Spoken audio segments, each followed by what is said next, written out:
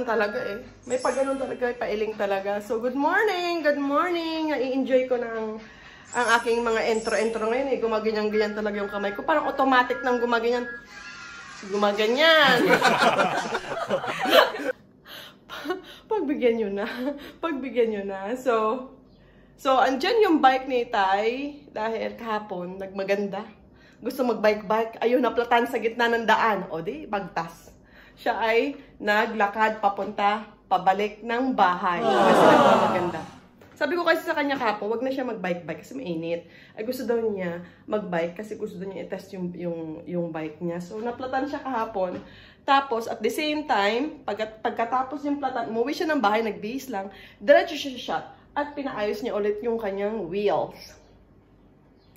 So, ngayong umaga, maaga kaming nagising. Say good morning first. Good morning first. What you did? Good morning first to them. Good morning. What you did? I can't see you. Can I see you first, please? And say good morning to mommy and good morning to them.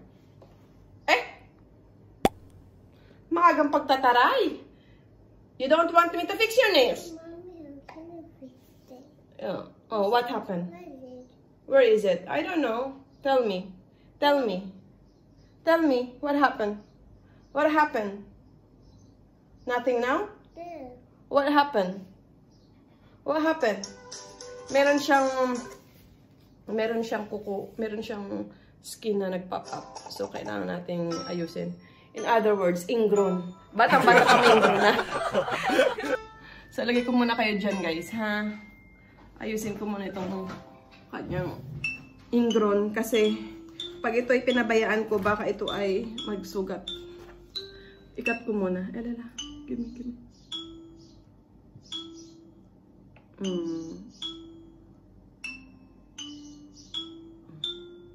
It's good. Check it. Check it now. Is it good? Good job. What will you say to mommy? Talagang ang araw na ito ay parang utang na loob ko pa ang magsabi siya ng thank you. Parang istorbo ako sa kanyang life. Alam mo yan. Yung hiya naman ako sa kanya. So, nag-coffee ako today. Coffee muna tayo, guys. Good morning. Balik rin natin para maganda. Ayan. Ayan ang sinasabing, make your morning happy. Happy. You know? Ano kayang nangyari talaga? Parang feeling ko, ang mood ko ngayon makakaiba. Wala naman akong period. Parang, basta happy lang talaga ako. So, anyway guys. Yung husband ko, umalis. Sinabi ko na ba ito sa inyo? Umalis siya kanina. Maaga kami nagising eh. Umalis siya kasi magkakaroon sila ng test sa work. Protocol yun. It's a must for the job. Kailangan nilang mag-test, mag-swab test every 2 weeks. Protocol yun sa work to make sure everyone is safe. Alam niyo yun, which is good kasi the more na nagtetest siya palagi, para na rin kami nagtetest kasi syempre kasama namin siya. Pag negative siya, o di negative din kami. Diba ganun lang yan, guys? So, hinahanap niya, where are you daw? Daddy! Where's my daddy? Where's your daddy? Daddy at work, agapula mo. He just have a little test and after he will come back. Okay? What do you want? What do you want here? I think it's like that. You have to catch the egg, yeah, like this. Oh, sorry, it's fail. So bago si Daddy umalis, guys. Lamyan ang mata ko. So bago si Daddy umalis, guys, nagbilin siya sa akin kasi dito siya magla-lunch. Nagawaan ko daw siya ng tzatziki dahil namimiss na daw niyang kumain ng tzatziki. Lagi kasi siyang nakikishare doon sa food ko na dinideliver every day yung meal na dinideliver nila sa akin every day. Nakikishare si Daddy kasi hindi ko nga maubos-ubos yung 2 meal na binibigay nila. So yung isa, binibigay ko na sa kanya. So everyday ganon. So namimiss na niyang magluto ako or gumawa ng tzatziki. So gagawa tayo ng tzatziki. It's a kind of dippings, a Greek dippings. Coconut. Just, oh my God! What's happening to me? It's cucumber and yogurt and vinegar, and we were going to get some dill leaves there outside kasi merong garden yung kapitbahay ko. Kuha tayo, guys. Ala, nag-shake kayo. Shake. Sinishake niya kasi yung mesa. Oh, shake. O, diba? So, gawa na tayo, guys. Gawa tayo bago pa maubos tong oras natin. Baka pagdating nun, di pa ako nakakagawa. Sabihin, anong ginawa mo pang maghapon? Anong ginawa mo kanina? Di wala eh. Nag-vlog nang wala namang kasaysayan ang aking mga sinasabi. Pero dahil matyaga naman kayo mag-watch sa aking walang kasaysayan. Diba? Wagi. Gawa tayo kuha tayo ng ito. Alam. Nakikita ko na naman ang aking investment, oh. Nakikita ko na naman. So we need some yogurt. Make sure you have a Greek yogurt because this is more tasty. And, of course, kaya nga siya tinawag na tzatziki because of this cucumber. Alright? Cucumber. Sorry, mga accent, no? Alright. Yeah. So, kailangan natin ng cucumber and wala akong vinegar. So, what tayo now? Apple cider vinegar. Apple cider. Pareho ba yun? Apple cider vinegar. Parang hindi naman. Kailangan ko ng vinegar. I think it's the same. It's normally vinegar we're using. And, kukuha tayo sa kapitbahay ko ng dill. Hindi naman siya magagalit kasi ako naman nagdidilig. Mga bata, huwag niyong gagayahin yung nangunguha, ha? Huwag kayong mangunguha ng tanim ng hindi inyo tanim. Ako, allow daw akong kumuha kasi ako nagdidilig. Sagwa, guys. Teka, kukuha tayo. Allow naman, kasi kakain naman siya eh. Titikim din naman siya. Ito kapitbahay kong ito. Titikim din siya ng aking lulutuin, aking gagawing tzatziki. Huwag siyang nagmamagwapo. Ala, namatay na si dill ko. Dill niya. Ayan. Ito ng dill. Ito yung dill, guys. Namatay na.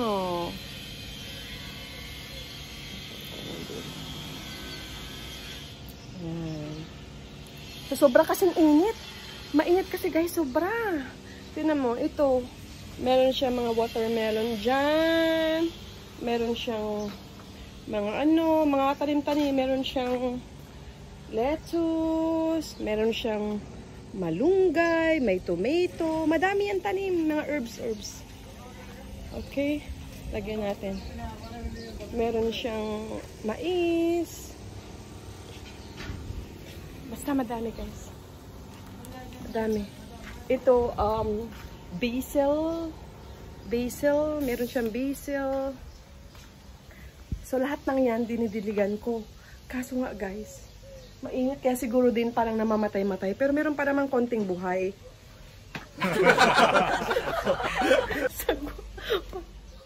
Pasok na ako. Nakahabol pa ako, diba? Mangunguha din lang naman ako, no? Nakahabol pa ako ng konting dill. Hey, chicos! Oh, ito si Chikis na to. Hello, chicos! Chiki. Agudu. You eat already, ne? I gave you food. Drink your water. Drink your water here. So, ayan si Chicos. Naku. Kung didiligan ko naman yun ngayon, ang init-init naman sobra. Sa hapon na yun. Sobra kasing init dito. Parang hindi katulad dyan sa Pilipinas na kapag nagtanim ka, kahit mainit, hindi siya ganong nakakasunog sa mga halaman. Yan pa ang nahabol ko. Kahit papaano naman. Freshly dill. Ito ay dill. Bango-bango niyan. Pwede nyo ihalo sa nagluto kayo ng salmon, nagluto kayo ng salad. Ayan. Dill. Not dill. It's a dill. Okay? So, prepare ko na siya, guys. Prepare ko na siya, okay? Alright. So, kailangan natin ng suka, paminta, olive oil, bawang. Okay? So, ang ginawa ko, guys, blend ko muna yung olive oil at saka ng bawang dito para hindi mo malasahan yung bawang, para tunaw na tunaw yung bawang, yung parang durog na durog. So ang hinalo ko lang dito guys ay olive oil at saka bawang. So pagkahalo nyo guys, ito na yun siya. Nilagyan ko na siya ng yogurt, inilipat ko siya dito kasi para ma-mix ko siya ng ayos. Naku, sabi ko nga, akala ko matino na, hindi pa rin pala matino. You don't like it? Okay. Alright, okay. Ayan sa lamin. Okay, so ito ay yogurt. Okay, so yogurt, bawang, at saka olive oil. I-mix nyo lang siya, guys. Daxi baba. Put it back. Okay, this is for daddy. Put this back down. Tapos, lagyan natin, guys, ng suka. Depende sa what you call this? Depende sa panlasa nyo. Depende sa tapang ng panlasa nyo. Suka.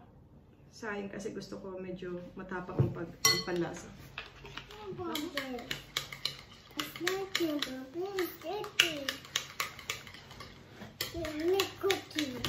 Ayan.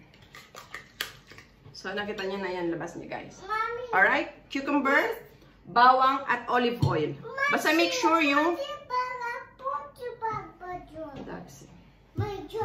Daxi. Basta make sure nyo guys yung olive oil nyo at saka bawang, i-blend nyo muna, saka nyo ihalo sa yogurt.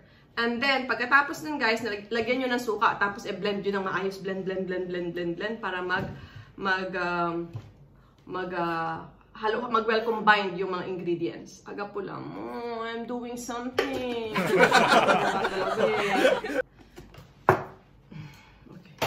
Daxi pa ba? Wala na ulit. Miss daw niya ang yogurt, guys. Tapos ito, guys, ito yung pipino na piniga. I-grated nyo muna. Pagkatapos nun, pipigain nyo. Kailangan walang tubig yan. So, pag na-mix nyo na yan, tikman nyo muna. Konting suka pa. Konting suka pa para malasahan para ayos. Yan. Tapos ito guys, yung ating dill na kinuha kanina doon. Ayan, lagyan natin ng dill. I-mix ulit.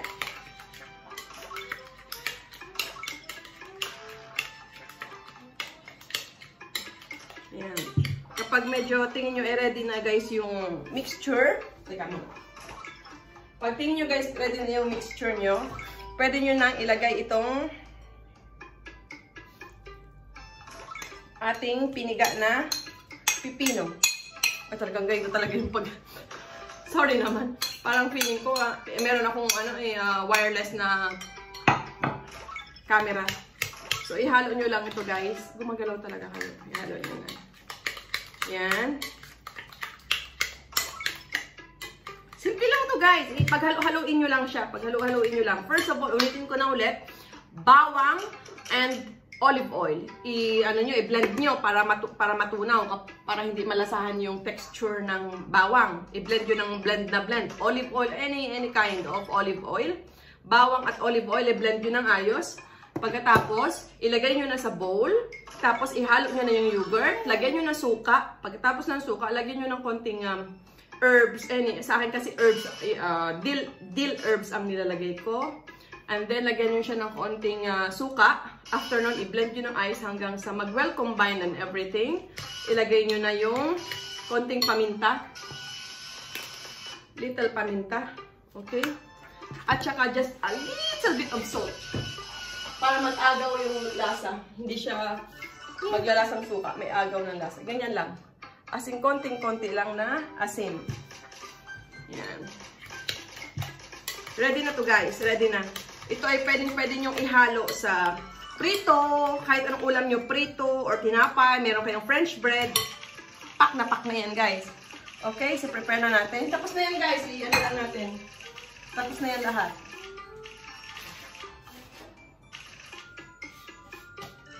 Okay. Ilipat natin sa lalagyan.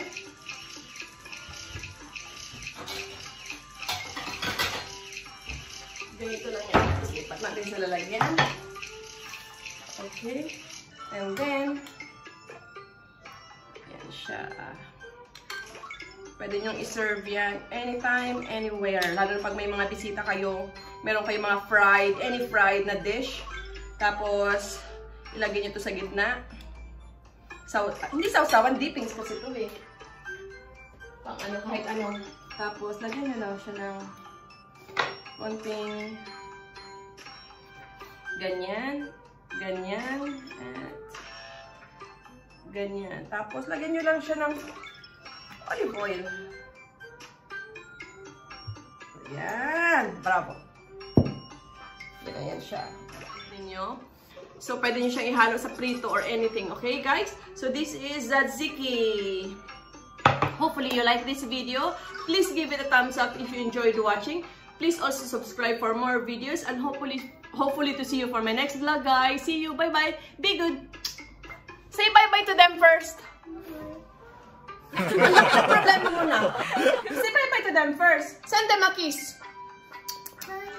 Oh, at least meron siyang kiss. Hindi na siya tinatamad ngayon. So, bye guys! Bye! See you next time!